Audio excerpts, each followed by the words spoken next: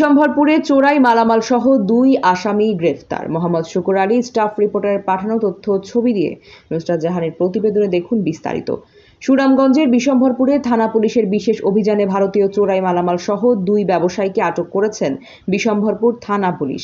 31 August গোপন সংবাদের ভিত্তিতে বিশম্ভরপুর থানার এসআই নবী হোসেন ও রুবেল মিয়া সঙ্গীয় অফিসার ফোর্স সহ বিশম্ভরপুর থানাধীন 3 নং ধনপুর ইউনিয়ন অন্তর্গত হালাবাদী আনন্দবাজারের দক্ষিণে সাকিনস্থ জৈনিক আবু সাইদ পিতা মৃত কালা মিয়া এর বাড়ির পেছনে আনন্দবাজার থেকে বিন্নাকুলি বাজারে যাওয়ার পাকা রাস্তার উপর হইতে একটি সিএনজি চালিত সহ 2 জন ব্যক্তিকে 6টি কাগজের কার্টনের ভেতরে রক্ষিত মোট 8টি বক্স ভারতীয় কিটক্যাট চকলেটের অবৈধ মালামাল আটক করেছেন বিশম্ভরপুর থানা পুলিশ।